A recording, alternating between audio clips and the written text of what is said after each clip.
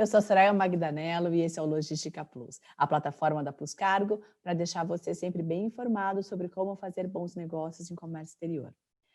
A pena de perdimento, considerada por advogados como uma das mais severas sanções administrativas, é aplicada quando é entendido que há irregularidades na importação. Quais são as ações que o importador deve fazer para evitar a penalidade? Hoje eu recebo de novo o Dr. Fábio Gentil, do escritório Gentil Advogados, um grande especialista em direito aduaneiro e multimodal, para ajudar a gente no assunto. Muito obrigada por aceitar o convite de novo, Fábio. Imagina, Soraya, o prazer é meu. E sempre que chamar, pode contar. A gente sempre vai dar um jeito de participar, com certeza. Legal, obrigada. Fábio, comece explicando para a gente o que é a pena de perdimento. Maravilha. Vamos lá. Pena de perdimento não se confunde com aquele conceito geral de perda de carga, né? Que está muito mais associado a extravio do que a qualquer outra coisa. A pena de perdimento é uma penalidade de natureza administrativa aplicada pela Receita Federal em determinadas situações. A nomenclatura perdimento é utilizada porque você literalmente perde as suas cargas para a União. E aí a União depois vai dar um ato de destinação para essas cargas. E como é que uma carga pode ser classificada para essa situação? Então, vamos lá. A Receita Federal, ela tem que, por meio de processo administrativo fiscal, avaliar certas situações que são caracterizadas ou entendidas como irregulares. Então, por exemplo, eu tenho uma carga que é dada por abandonada. Então, existe um prazo legal, um prazo... a gente trabalha com algumas possibilidades. Tem um prazo geral, que é um prazo de 90 dias, que é previsto no regulamento aduaneiro, que é o decreto 6759 de 2009, que diz que, passado aquele prazo, entende-se que houve abandono das cargas. Então, é iniciado um processo administrativo e, como resultado daquele processo administrativo, a Receita pode aplicar uma pena, que é a pena de perdimento. Então, você perde as mercadorias a favor da União. Essa é uma das situações, mas tem várias outras situações. Então, por exemplo, uma mercadoria que chega no Brasil e que não foi manifestada. Tá? Então, descarregou sem autorização da Receita. É uma hipótese de perdimento. Eu tenho um caso, vamos supor, de subfaturamento. Tá? Subfaturamento é uma situação que pode levar à decretação da pena de perdimento, ou então à ocultação do real sujeito passivo. Também uma outra situação que pode levar à decretação de pena de perdimento. Então, tem várias situações que vão fazer com que a Receita Federal, no caso a aduana, inicie um processamento administrativo e, no âmbito desse processo administrativo, ela venha, ao final de tudo, a aplicar a pena de perdimento. Algum erro na documentação de importação pode levar à pena de perdimento? Com certeza, com certeza. Porque esse erro, na verdade, o que é um erro para a gente, normalmente é interpretado pela Receita como um ato de má-fé. Né? Então, por exemplo, eu fiz uma compra e venda, tive um desconto naquela operação. E aí deixei de mencionar o desconto no registro da DI, que é um erro. O desconto tem que ser mencionado na DI para fim de tributação, tem que tributar o valor cheio. Na cabeça do importador, isso pode ser um erro. Né? Ele, caramba, eu não sabia, poxa, eu estou de boa fé. Mas a gente precisa entender que o que a lei fala nem sempre é o que acontece na prática. Eu tinha um professor que não tem nada a ver com direito, um professor de uma academia de musculação, que ele falava que a teoria na prática é diferente. Então, a teoria na prática é diferente. O que a legislação diz, legislação geral, né, inclusive a Constituição, é que ninguém é culpado até que se prove o contrário. O Código Tributário Nacional, ele já vai para um lado um pouquinho pior, dizendo que, mesmo em situações em que haja culpa, tem que penalizar o responsável pelo aquele tributo que não foi pago, pela aquela informação que não foi prestada. Então, o próprio CTN vai para um caminho um pouquinho mais forte contra o contribuinte. E aí, quando a gente chega na administração ali, no dia a dia, então, na dúvida, entende-se que alguma coisa foi feita de errado. Então, esses erros de documentação, sim, podem levar a essa interpretação, e não é só a documentação, mas os atos praticados pelo importador. né? Então, a gente tem alguns casos em que ele faz uma importação e registra como importação direta, mas que os atos dele levam a acreditar que não era uma importação direta, não era para ele, que ele importou para alguém. Então, isso caracteriza a chamada ocultação do real sujeito passivo da operação. E aí, por causa dessa ocultação, ele pode, sim, sofrer pena de perdimento. Tá? Então, isso é importante a gente entender que a pena de perdimento é o resultado de um processo administrativo fiscal, que além da pena de perdimento pode ter outras coisas. Pode ter o que eu considero o mais grave de tudo, que é a representação fiscal para fins criminais. Então, essa semana mesmo, eu fui a São Paulo, tive que acompanhar um cliente na Polícia Federal para prestar esclarecimentos sobre uma importação que ele fez e que a Receita entendeu que ele não havia prestado todas as informações e que ele havia ocultado alguns dados no entendimento da Receita de forma dolosa, né? Lembrando que o que é o dolo, né? É a vontade de fazer alguma coisa. Eu quis fazer, eu quis ludibriar. E isso é muito importante quando a gente trata de aduana, porque a gente tem certos casos em que o dolo, a vontade, faz parte do núcleo do tipo. Então, eu tenho, só para a gente colocar de uma maneira assim, mais fácil de gerir, né? Eu tenho uma norma jurídica em abstrato, tá? Então, tem uma lei, ok? Tem uma conduta que é prevista. Ou tem um não fazer, tá? Então, você não deve fazer tal coisa. Ok, então aquilo aí tem um núcleo. Para que eu preencha aquele núcleo, em muitos casos, é necessário que haja esse elemento subjetivo, que é a vontade de errar. É a vontade de ludibriar, é a vontade de informar errado, é a vontade de pagar menos imposto, que todo mundo tem, mas é a vontade de fazer algo errado para pagar menos imposto. Tá? Então, esse elemento subjetivo é muito importante, é uma das coisas que a gente costuma trabalhar bastante nas defesas. Que muitas vezes você não vai conseguir resolver no âmbito administrativo, porque a administração pública, em respeito ao princípio da estrita legalidade, só pode fazer o que a lei manda. Então, tem uma certa flexibilização que a administração pública não pode ter. Ela realmente tem que ser um pouco mais engessada, porque se ela for flexível, isso dá abertura para várias coisas que a gente não quer, entre elas corrupção. Então, algumas questões a gente tem que levar para o judiciário, porque só o judiciário vai conseguir flexibilizar e entrar no âmbito mais subjetivo da conduta. E qual é a relação entre abandono de carga e perdimento? Então, o abandono, ele pode levar à aplicação da pena de perdimento.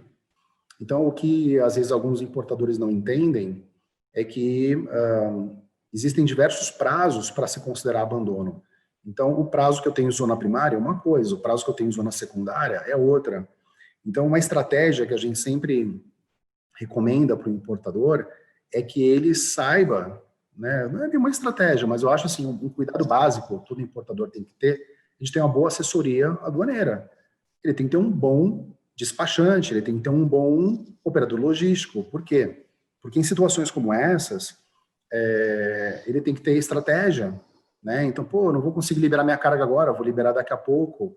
Então, ele tem que ter uma estratégia. Talvez aqui seja 30 dias, mas se eu levar para um porto seco sejam 120, e aí ele vai tentando encontrar uma solução. Às vezes ele faz o registro, se ele deixar a DI parada por mais de 30 dias, pode se iniciar um processamento por abandono. Então, o abandono está diretamente ligado à pena de perdimento, ou faz mais sentido ao contrário. A pena de perdimento está diretamente relacionada ao abandono como uma das causas de sua aplicação. Poxa. É uma metralhadora de dados, né? Né? Fabio, a partir de março. Tem um cara que eu gosto, que eu sigo, isso aí provavelmente não vai entrar aqui na nossa edição final. Ah, vai sim. Vai entrar. Que é um humorista, eu vou lembrar o nome dele agora, que ele diz que ele tem uma tatuagem, acho que é Brahmaster, uma coisa assim, que dentro da mitologia indiana, Brahma, sendo um dos deuses, o deus da guerra, né, tinha uma arma que era uma arma de um poder universal, uma coisa assim, indefensável, e que era relacionado com ideias.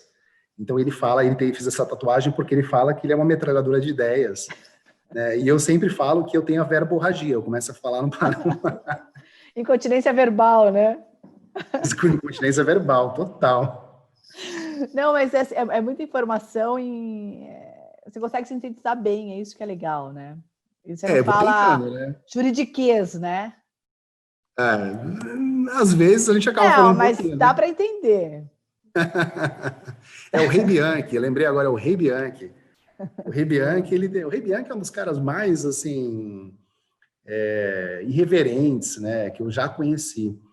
Teve uma postagem dele no Instagram outro dia, em que ele estava detonando com o judiciário, detonando com todo mundo, né? Ele aproveita da liberdade que ele tem de artista para falar coisas que a gente gostaria de falar, às vezes e não pode. E aí eu fiz um comentário, falei, cara, brilhante, a gente está precisando de mais disso, pessoas que falem o que pensam e menos pessoas que queiram ser politicamente corretas, né? Porque politicamente correto, para mim, é um saco, assim, não suporto politicamente correto, eu acho que é falsidade. E aí a gente começou a conversar pelo Instagram, um cara super humilde, famosíssimo. Legal. E aí a gente estava falando sobre esse negócio da verborragia e da metralhadora de ideias, que o advogado meio que é isso, né? A gente, às vezes, está numa audiência, você começa a argumentar. Baixa o santo. Vai embora. Legal. Fabio, a partir de março desse ano, com a dificuldade financeira enfrentada por várias empresas, por conta do aumento do dólar, da pandemia, muitas tiveram que repensar a sua produção ou importação, né? E como pagar os impostos. O que acontece quando o importador não tem dinheiro para pagar os tributos da importação no momento da liberação, do despacho? Então, ele tem que bolar uma estratégia que permita que ele jogue isso mais para frente. Uma dessas estratégias é entrepostar. Então, através do regime de entreposto aduaneiro, ele consegue fazer uma liberação fracionada e aí, dessa forma, vai pagando os impostos conforme a liberação. A gente tem várias estratégias para esses casos. Como eu tinha falado um pouco antes, uma delas é explorar ao máximo os prazos de cada momento que ele está vivendo. Então, eu tenho um prazo inicial de 90 dias, mas eu sei que se eu movimentar depois com uma retroária, eu ganho mais tantos dias, e ele vai, eu registrei a DI, vou ganhar mais, então vai tentando trabalhar esse prazo. Mas a gente gosta bastante do entrepostamento, a gente acha que é uma solução bacana. É claro, tem que analisar a legislação para saber esse celular. Eu achei que tinha colocado no silencioso, eu vou responder de novo, tá? Tá. Deixa eu colocar o meu também aqui. Ah, que saco. Então, vamos lá. 1, 2, 3.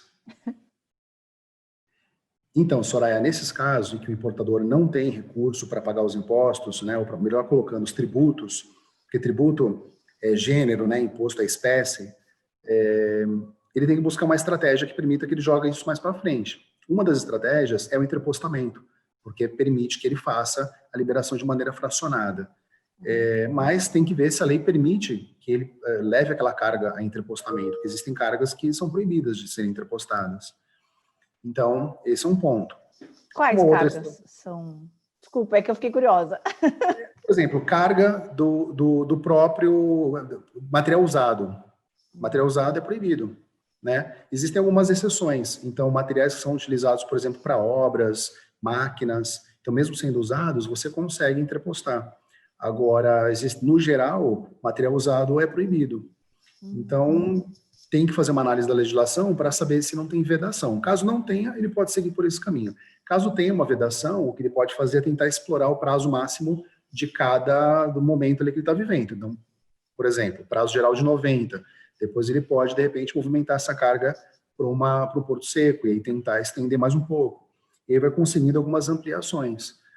Mas, assim, é uma situação muito crítica, porque a gente não está falando só do pagamento de tributos. A gente está falando de armazenagem, a gente está falando de demurrage. Mas desova que resolve, mais ou menos. Por quê? Armazenamento de carga solta é muito mais caro do que armazenamento de carga dentro de container. Então, só desovar não é necessariamente uma solução. Às vezes, o que ele tem que fazer é alugar um equipamento e substituir o equipamento. Porque ele vai pagar um leasing, aí sim, muito mais barato do que demurrage. Então, essa inteligência logística é que eu acho que às vezes falta um pouco. Ó, eu vou te dar um exemplo. Eu conversava agora com uma empresa, uma questão ética, assim, não posso mencionar o nome, mas é um grande importador. Um grande importador. E aí ele veio me perguntar o seguinte, que ele faz importação CIF, a dúvida dele, um grande importador, tá? Um baita volume. Ele falou assim, olha, eu quero fazer uma compra CIF, mas eu não sei como é que ficaria a questão aí do trato com a seguradora, se acontecer um sinistro. Posso falar direto com a seguradora? Aquilo soou tão estranho para mim, porque é uma coisa tão elementar, né? Então você estabeleceu o Incoterm, pô, só pelo fato do exportador, ou melhor, usando a expressão correta, do vendedor ser o responsável pela contratação, eu não poderia falar com a seguradora por quê? Né? Sendo que, na verdade, o que está segurado é a carga, é o interesse segurável, né? É isso que está segurado. E ele faz uma estipulação em favor de terceiro, ele estipula aquele contrato em meu favor, importador. Então parece uma coisa tão óbvia, e não é. Né? Então, o que a gente tem aprendido é que os importadores ainda são muito mal orientados. E aí, vou até corrigir um pouquinho a minha frase. Quando eu falo que alguém é mal orientado, eu estou querendo passar uma mão na cabeça da pessoa, sabe? Então, até por um princípio assim, de autorresponsabilização, eu diria assim, a maioria dos importadores, ou muito dos importadores, ainda não entende que tem que buscar informação adequada para estruturar a operação. Precisam entender que o departamento de compras de Comex não é só ficar comparando o fretezinho. Ai, mas esse cara é $100 a menos. Ai, mas é muita pobreza de espírito isso. Ficar comparando, sabe, a diferençazinha de frete, quando na verdade eu tenho esse cara aqui que cobra os $100 a mais, que vai te oferecer um baita serviço. E se você ligar para esse cara, ele vai te dar toda a explicação que você precisa. E aí tem aqui o Pangaré, que cobrou $100 a menos, que é ele, a mãe, o cachorro e o notebook. Que se você perguntar qualquer coisa, ele não vai saber te responder. Eu tenho percebido isso, Fábio, que os grandes, e assim, qualquer tamanho de importador, na verdade, eles colocam o cara de compras nacional para fazer importação, como se fosse a mesma coisa, como se comprar produto importado ou frete fosse a mesma coisa que comprar no mercado nacional. E aí a gente vê um monte de problema acontecendo, mas por falta de conhecimento das empresas, né, dos clientes. E aí a gente tenta ensinar, daí o cara leva para o lado pessoal, não, mas você acha que eu não sei o que eu estou falando, né? É super complicado. As empresas não estão investindo nos profissionais de comércio exterior. Eu acho que é difícil, que nem eu vejo essa iniciativa da Plus, eu acho ela muito importante, porque é uma forma que você tem, até como fornecedora de serviços, de tentar abrir um pouco a mente do teu público, que eu acredito que quem acompanha o programa, já tem um pouco esse perfil, porque ninguém chega a ter um programa como esse sem ter um espírito de buscador. Né? Eu costumo dizer que uma das grandes coisas que atrapalha a humanidade é a fé. Aí tem muita gente que quer me pregar na cruz. Eu sou cristão, tá? Mas por que eu falo fé? Eu falo fé no sentido de você só acreditar e não buscar. Eu acho que no ambiente profissional isso não existe. No meu ambiente pessoal, no meu foro íntimo, naquilo que diz respeito à minha elevação espiritual, eu posso ter uma fé, aquela fé pura, que é o acreditar sem ver. E que é a fé mais bonita e que realmente move montanhas. Eu posso me dar esse direito. No ambiente profissional, eu não posso me dar esse direito. Eu não posso agir pela fé. Eu tenho que agir pela razão, eu tenho que ser um buscador. Então, eu acho assim, o cara que busca esse tipo de conhecimento, ele já está anos-luz à frente de outras pessoas. A maioria das pessoas hoje, se você perguntar para ela quais são os seriados que estão bombando no Netflix, o cara vai saber falar todos. Se você perguntar para ele o que é Interpulso Aduaneiro, ele não vai saber. Trabalha com Comex há 20 anos, há 30 anos, aí isso e aquilo. As pessoas confundem tempo com experiência. Fazer mais do mesmo é viver o mesmo dia várias vezes. Exatamente. Então, eu acho que falta essa percepção. E aí, é a galera que se sente injustiçada, a hora que acontece qualquer pepino, ele vai querer colocar tudo na conta do despachante, falar que o despachante deveria ter falado. O despachante, aliás, é o super-homem, né? Exatamente. Querem pagar nada para o despachante, é um absurdo. Eu vejo os valores que estão praticando hoje no mercado, é uma vergonha o que pagam para os despachantes, e querem que o despachante seja o guru da empresa Ele tem que saber o NCM, ele tem que saber isso, tem que saber aquilo, tudo ele tem que saber, mas não querem pagar por isso. Com a gente de casa é a mesma coisa. É complicado. Assim, hoje, na advocacia, eu às vezes tenho uns pauses, sabe, com alguns clientes, porque eu costumo falar para as pessoas que, até pegando de empréstimo, uma frase de um super amigo meu, o Everaldo Barros, que ele diz assim... que ele é um querido. O Ive fala assim, preço de banana, serviço de macaco. É a frase do Ive que é maravilhosa, que ele me falou isso faz uns 10 anos, eu nunca mais esqueci. E é verdade. É verdade. O tempo não é elástico. Todo mundo tem 24 horas. Dentro de 24 horas, se eu vou atender 10 clientes é uma coisa, se eu atendo 5 clientes é outra coisa. Eu tenho muito para pensar, para refletir e para dar uma solução mais customizada.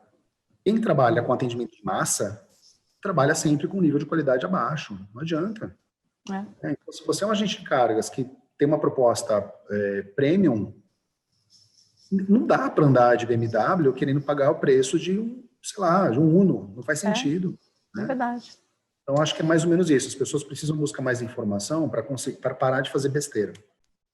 Fábio, e quais são as principais medidas? Dá para se planejar para evitar essa situação toda de não conseguir pagar tributo e uma carga para perdimento, sei lá? Esse tipo de pergunta, eu tomo cuidado na hora de responder para não parecer a resposta de coach, sabe? Nada contra isso. Mas eu acho, assim, quem não está no dia a dia, às vezes traz umas soluções super fáceis, né? Então, assim, todo mundo é burro, só o coach é inteligente. Então, eu tomo um pouco de cuidado na hora de responder essas coisas para demonstrar que eu tenho a real visão do dia a dia, né? De como as coisas funcionam. Então, quando a gente fala assim, pagamento de imposto, dá para planejar? Dá. Agora, nem sempre o planejado coincide com o executado.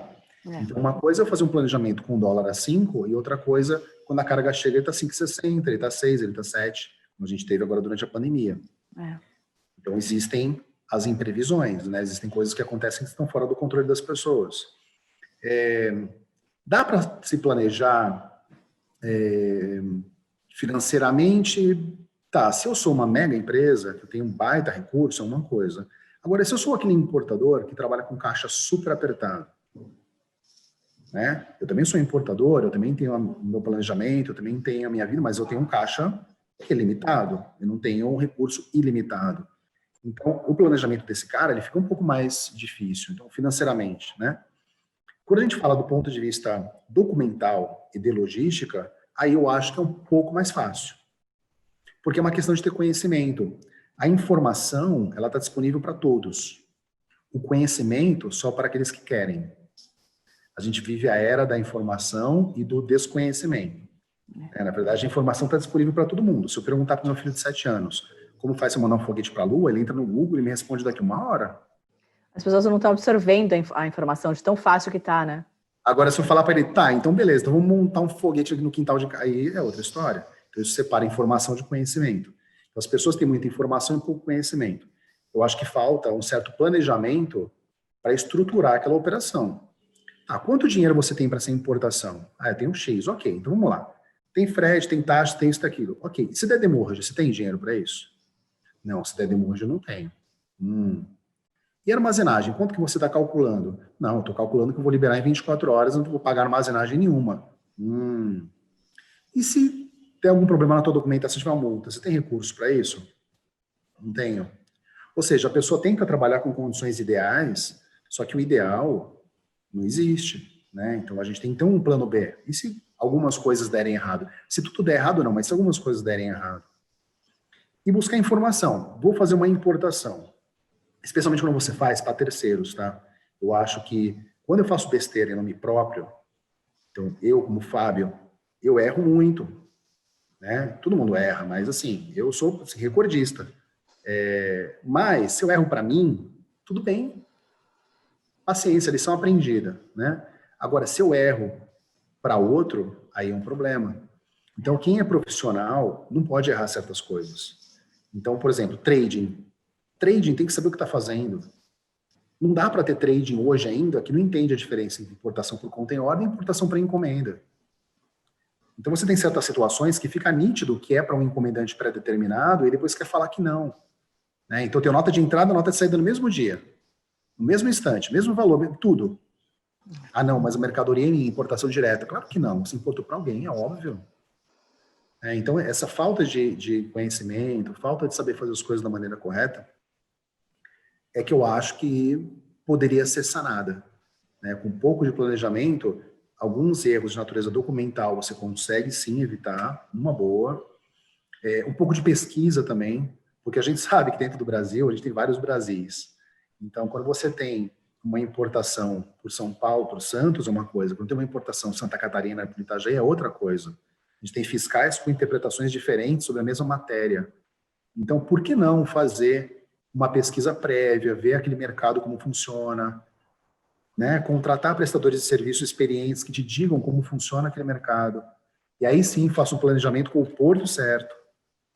Se eu sei que naquele porto tem uma fiscalização, tem uma interpretação que é horrível para mim, por que eu vou fazer por ali? Então, é isso, assim, é uma baita sopa de letrinhas, né? Eu sei que é complicado. Para você não, que obviamente é a pessoa de mercado, mas para quem está vendo esse nosso bate-papo, ouvindo esse nosso bate-papo, eu acho que a pessoa pode ficar meio em choque, assim, né? Choque, é. Mas eu não quero fazer isso, não. Fácil, né? Porque eu tenho aqui de um lado da tela, eu tenho uma especialista em logística, do outro lado da tela tem um advogado especialista em comércio exterior, e os dois estão me falando que não é fácil. Mas eu acho assim, o alento para quem está nos ouvindo e vendo é que, por ser difícil, justamente é um baita mercado legal para se trabalhar. Eu acho que a melhor coisa que a pessoa pode fazer é buscar as tendências. O que todo mundo está fazendo? Aí você não faz. Você faz o que ninguém está fazendo. O que todo mundo está fazendo eu não quero, eu quero o que ninguém está fazendo. Então, é difícil, é problemático, pode dar tudo errado, então legal, então é isso que eu vou fazer. Porque é onde a oportunidade está. E é possível reverter a pena de perdimento? É possível, é possível. A gente teve recentemente uma decisão muito ruim no sentido de entrega das cargas durante o procedimento administrativo e até mesmo durante o procedimento judicial, com relação a multas, em relação a essas penalidades que são aplicadas no âmbito das importações. Eu digo que é uma decisão muito ruim, porque antes você simplesmente comprovava que estava em discussão aquela multa, que estava em discussão aquela penalidade e conseguia uma liminar para tirar as cargas. Hoje ficou bem mais difícil, bem mais difícil. Mas no âmbito administrativo e no âmbito judicial, é possível sempre você depositar o valor correspondente às cargas para fazer, para retirá-las, e isso aí já alivia um pouco a pressão. É claro que eu também estou partindo aqui do pressuposto de que o procedimento administrativo foi feito à perfeição. Então, porque senão começa aquela conversa de advogado, de começar a ficar aquele catar defeito para poder trabalhar em cima dos defeitos da autuação no âmbito judicial, principalmente. Então, vamos lá. Esse é o pressuposto básico da advocacia aduaneira, a gente encontrar erro de autuação. A gente tem milhares de exemplos nesse sentido. Tá? Então, eu tenho aí fiscais, por exemplo, que não seguem as regras do GAT de maneira fiel para fazer valoração aduaneira. E aí pulam de um método de avaliação para outro sem seguir a sequência que as regras do GAT exigem. Isso é ilegal. Então eu posso trabalhar em cima disso, isso é uma falta de natureza administrativa. Eles precisam seguir aquele rito. Como é isso? São várias outras coisas. A gente tem fiscal que faz análise de preço baseado no Alibaba.com. Tem fiscal que faz análise de preço baseada em mercado de destino, mercado de origem, isso é proibido. Então, vamos lá, premissa básica, encontrar erro de autuação. Imaginando que tudo esteja ok em relação à autuação, ainda assim, eu tenho como discutir, eu ainda tenho como retirar as cargas? Talvez, né? A retirada das cargas, ela pode ser feita por meio de uma garantia. A gente tem que lembrar que a mercadoria que vai para perdimento, no final das contas, ela tem que sofrer uma destinação. Então, se tudo der errado e realmente o importador perder aquela mercadoria, aquela mercadoria tem que ter uma destinação. Quais são os métodos de destinação? Então, ou aquela mercadoria pode ser incorporada pela União, que a gente chama isso de adjudicação, é uma das formas. Aquela mercadoria pode ser destruída. Então, vamos imaginar que eu estou falando aí de brinquedos falsificados e que podem colocar em risco a saúde de crianças e tal. Então, vai para a destruição. Agora, vamos imaginar que eu falei de brinquedos, ok, brinquedos que são realmente originais e que não causam nenhum tipo de risco e que podem ser doados para crianças carentes. Então, doação é um desses meios de destinação. E a gente tem o leilão, né? Então, a gente tem a venda das mercadorias em leilão. Então, se a gente pensar que, no final das contas, essas mercadorias podem ir para leilão, a substituição dessa mercadoria por dinheiro ou por algum tipo de garantia que tenha expressão monetária, que possa ser transformada em dinheiro de uma maneira real, é perfeitamente lícito, não tem nenhum problema. Aliás, facilita a vida da União, porque em vez de vender, eu já tenho o dinheiro em mãos, ou eu tenho uma garantia que pode ser convertida em dinheiro rapidamente. Essa é uma forma de tirar as cargas. Agora, uma dica assim que eu deixaria, que eu acho que é muito, muito, muito importante, é que os importadores entendam. A gente está focando muito na importação porque é onde a maioria dos problemas acontece, né? Na Expo também tem, mas é mais raro. Então, o que eu percebo é que falta no começo da autuação, às vezes falta orientação. Então, eu tenho lá um termo de retenção e o fiscal começa a fazer uma série de exigências, começa a pedir informações, documentos. O importador, desesperado para tirar as cargas, ele começa a fornecer essa documentação, essas informações, por conta própria ou por meio do despachante, e ele não consegue entender que ele pode estar dando ferramenta para o fiscal elaborar um auto de infração mais robusto do que ele faria normalmente. O próprio importador, no anseio de resolver, muitas vezes dá um tiro no pé. Ele fala certas coisas que ele acaba se entregando, ele dificulta a própria defesa, achando que o fiscal é legal, achando que o fiscal é um cara bacana, amigo dele, afinal de contas ele foi tão cordial, me tratou bem, mas não existe isso. É preciso lembrar que a fiscalização exerce uma profissão que é altamente regulada, extremamente importante, e que não é feita de uma maneira leviana. Então, tudo que é solicitado existe um propósito, né? Nada pode ser feito de uma forma superficial. Então, se uma documentação é solicitada, é necessário que se entregue em vias originais, é necessário que na entrega de documentos haja um arrazoado, uma explicação do porquê as coisas foram feitas como elas foram feitas. Então, também tem importador que não se ajuda, né? Ele está naquele anseio, naquele desespero, começa a juntar documento, começa a mandar informações, na maioria dos casos, por meio do despachante. O despachante, ele não tem obrigação de ter formação jurídica, né? A gente precisa lembrar disso, é um jogo de xadrez. É um jogo de xadrez. A peça que eu movo aqui, ela vai gerar um reflexo lá na frente. E aí, depois que eu perdi o meu rei, não tem jeito. Então, o que as pessoas não precisam entender é isso. Não é uma brincadeira. Então, desde o início, é recomendável que haja um profissional auxiliando, né? De preferência, um profissional do direito, um advogado especialista para ajudar a pessoa. E a gente tem várias opções. A gente tem não só a mim, mas tem vários outros colegas que são realmente especializados nesse assunto e que podem ajudar o importador. Agora, menosprezar essa fase inicial é um dos maiores erros que o importador pode cometer. Achar que ele vai mandar qualquer coisa e que o fiscal vai engolir qualquer coisa, ele contar, às vezes, uma história, meu Deus do céu. Uma história triste? Às vezes infantil, sabe? Umas coisas assim que não, querendo enganar, ou, que não faz sentido. Muitas vezes o direito está do lado do importador, ele até fez as coisas da forma certa, mas ele mesmo não está convencido de que fez as coisas da maneira certa e cria uma história que prejudica. Ele até poderia sair tranquilamente, porque não tinha cometido nenhum ilícito, não tinha feito nada errado, nenhuma infração, respeitou a legislação, mas no íntimo dele, ele acha que cometeu um erro e cria uma história que, no final das contas, é o que vai acabar causando prejuízo.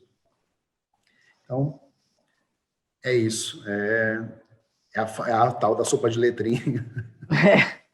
E existe alguma restituição dos tributos no perdimento da mercadoria? Imposto de importação. Imposto de importação, né? Caso de pena de Ah, impedimento... só recupera o imposto de importação. Imposto de importação. Existe previsão expressa da legislação para isso.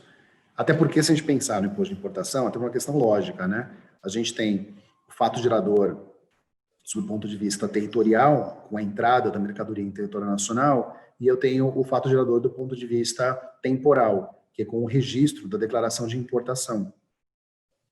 Então, a partir do momento que aquela mercadoria não ingressou na máquina produtiva nacional, não faz sentido você pagar esse imposto, então o imposto tem que ser restituído.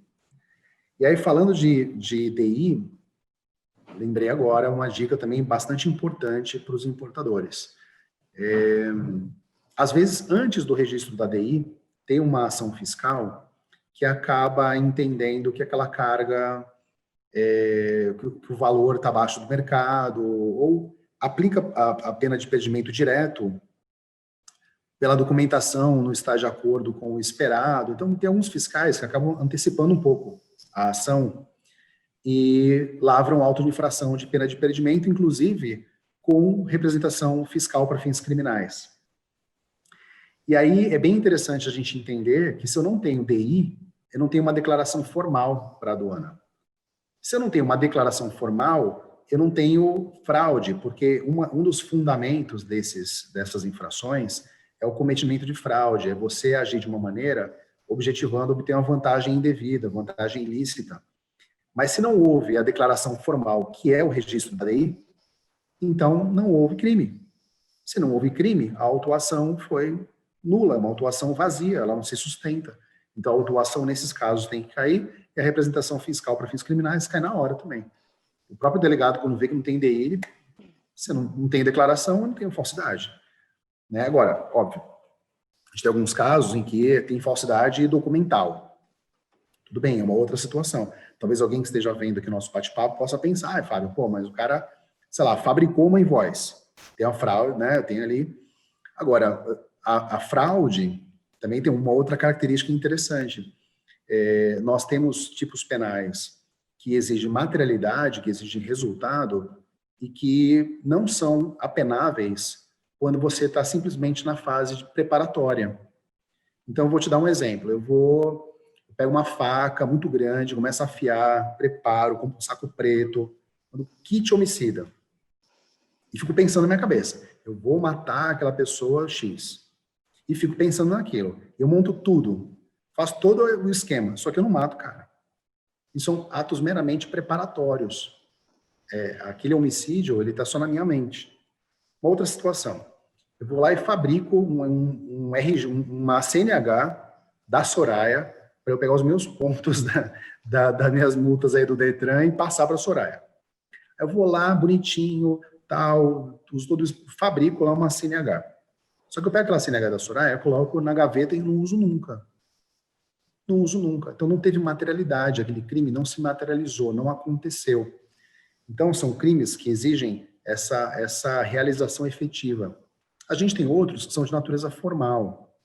A simples forma já caracteriza a ocorrência daquele tipo penal, a ocorrência daquela infração.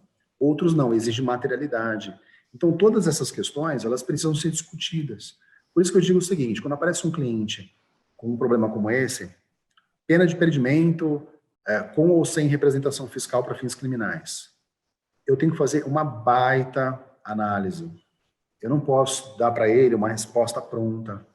Né? Não é consultório de endocrinologia, que eu tiro uma dieta e falo, emagreça e vá, né? Seja feliz. Aí estou precisando nessa quarentena, inclusive. Olha, não digo nada que eu estou imenso aqui. Mas assim, então não tem receita pronta, não tem receita de bolo. Não, isso não existe. O advogado, na hora que ele pega um caso como esse, tem que entender a história inteira. Tem que entender a história inteira. A gente precisa realmente aprofundar, saber como foi a compra e venda, ver a documentação, ver o auto de infração, entender todo o contexto. Aí sim, dar um diagnóstico e, em cima disso, uma orientação. Qual é o caminho que a gente vai seguir? Tá? Mas não tem prato pronto. tá? Não tem solução pronta. Essa é uma coisa muito importante que as pessoas precisam entender. Ou seja, planejamento e ter muito apoio, né, para organizar uma importação, né? E ter muita atenção ao processo, né, Fábio?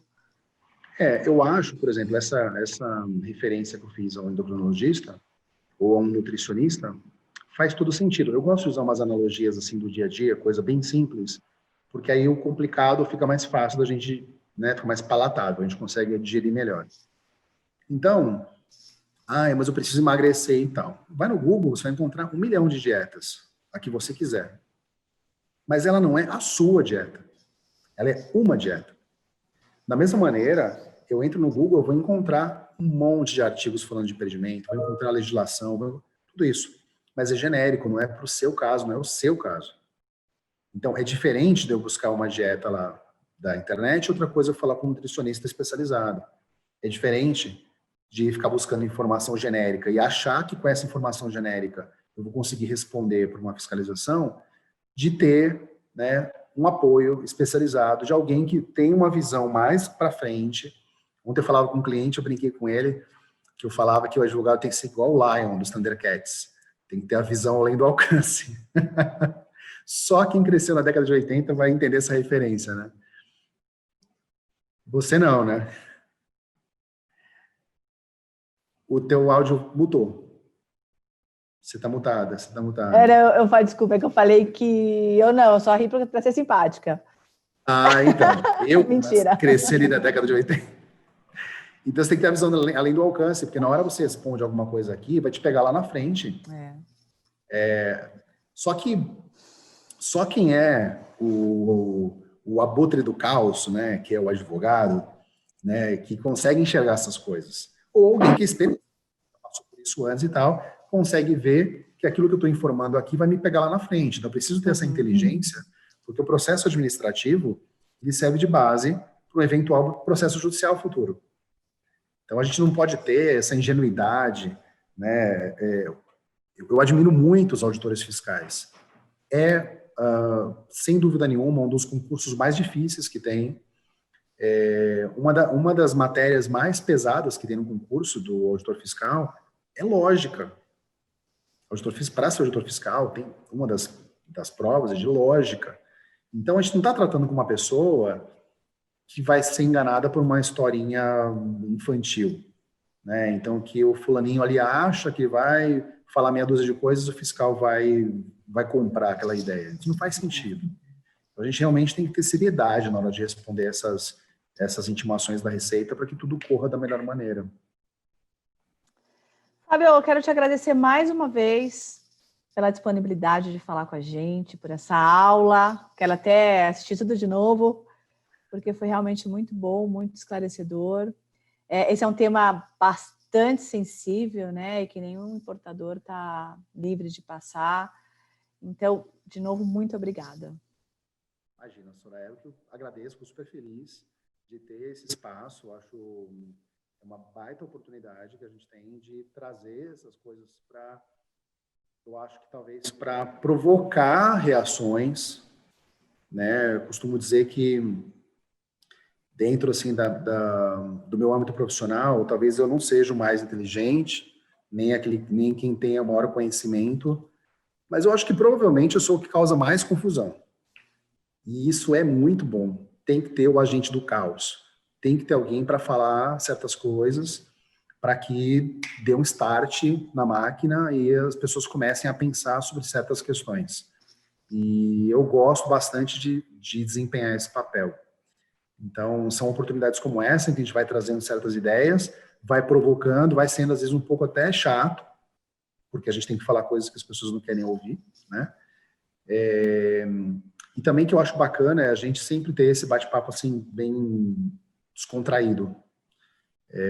Se a gente ficar encharcando muitas pessoas de legislação e tal, é difícil de processar.